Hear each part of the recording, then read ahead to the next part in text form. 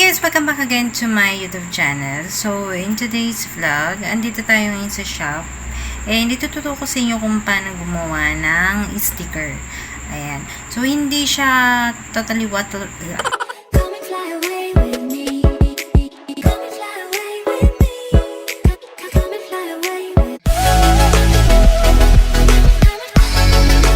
Hi guys! Welcome back again to my YouTube channel. So, in today's vlog, andito tayo ngayon sa shop. And ituturo ko sa inyo kung paano gumawa ng sticker. Hindi siya totally waterproof sticker. Splash proof siya. So, nare-refill niya lang yung splash ng tubig. Yan mga droplets, ganyan. Kasi sticker paper pa rin kasi yung gamit natin. And lalagyan natin lang siya ng photo top. So, papakita ko sa inyo yung materials na gagamitin. Natin is Quaff Glossy Photo Sticker Paper A4 size. So, itong Quaff na is maganda yung quality niya. Ito yung madalas kong gamit sa sticker paper. Pero kung gusto niyo talaga ng waterproof talaga, is yung itong vinyl sticker. So, yan yung brand na bilhin nyo. Maganda yung quality nito. Meron siyang glossy, matte, and transparent. So, sa ngayon kasi wala na tayong stock. And then, kaya itong glossy photopaper sticker na Quaff yung gagamitin natin. So, same lang naman yung procedure nilang dalawa. Pinagkaiba nga lang is talagang itong itong is waterproof talaga siya. Itong Quaff called Laminating Film Photo Top. Meron siyang glossy. And then, meron din siyang matte. So, papakita ko sa inyo yung pagkakaiba ng glossy and yung matte. So, ito yung matte and ito yung glossy. So, kitang-kita yung pagkakaiba ng texture niya. Kung makikita nyo yung glossy is, ayan, nagre-reflect yung ilaw dahil nga glossy siya. And ito yung texture ng matte. So, usually, mas ginagamit natin yung matte na photo top sa calling card kasi mas formal siyang tignan. And then, yung glossy is sa mga sticker talaga. Ang gamit kong printer is Epson L565 and ang gamit kong ink is Cuyi na Pigment. So, Pigment kasi ito talaga yung ginagamit sa vinyl sticker. And ito Pigment kasi hindi siya nagpe-fade.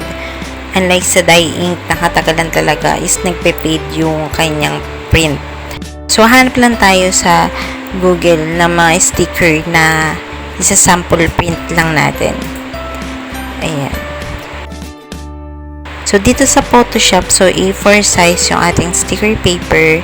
So, ang kanyang size is 210 by 297 and 300 dpi pa rin yung resolution natin. Ayan.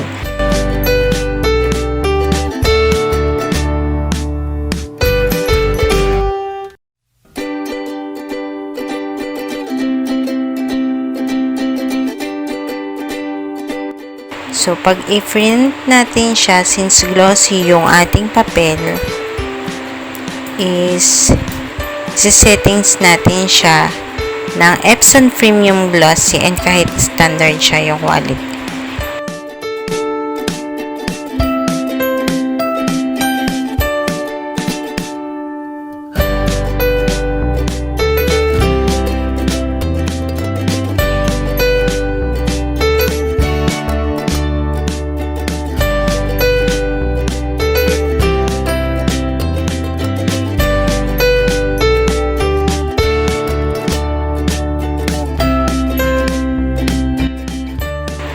Ayan. So, after nun, lagyan na natin siya ng photo top. Isalang natin siya sa laminator para mas magaganda yung pagkakapatong ng photo top sa ating sticker. And talagang sealed na sealed siya.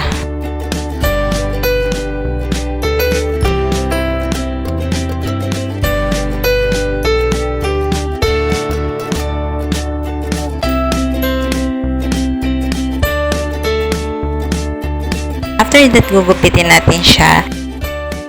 So, pwede natin siyang i-cut sa mga cutter, flatter, or Cuyi. So, kailangan nyo lang siyang i-set up. So, tayo is gupitin na lang muna natin siya manually. Yan.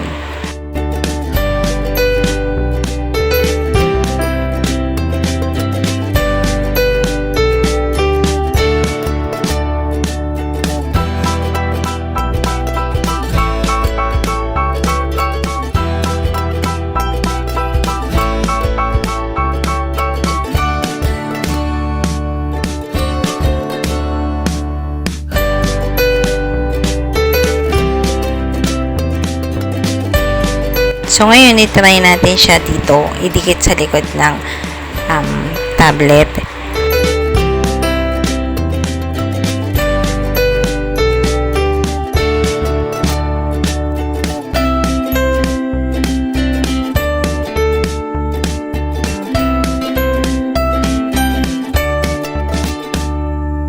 And then, try natin siyang basain or wisikan ng tubig. So, makikita nyo, yan yung advantage na meron po the top sa ating sticker. Kasi, pag nawisikan o natalsikan ng liquid, so hindi masisira yung print niya. So, mas lalo na kung ang bibili natin is yung high-tech vinyl sticker. So, yun talaga is waterproof siya. So, pwede siyang decals na dinidikit sa sasakyan or motorcycle. So, yun na nga guys, nakatingin na yung paggawa natin ng sticker. So, maganda pang negosyo to dahil madami na pong gumagamit ng sticker ngayon, lalong-lalo na sa mga brand labelings, yung sa mga products nila, yung mga logos, dinidikit nila dun sa items, ayan. And scrapbooks sa mga students, yan, gumagamit din sila ng stickers. And souvenirs, yan, yung mga pinandidikit dun sa mga giveaway nila, yan, ginagamitan din yan ng sticker. And yung ibang mga nagnenegosyo din na nagpapag-giveaway sila ng mga stickers. So, yun, yung iba't ibang stickers, yung mga cute na stickers, ayan. So, yun, sana nakatulong tong video na to guys, and happy printing sa ating lahat, and don't forget to like and to subscribe to my channel. Until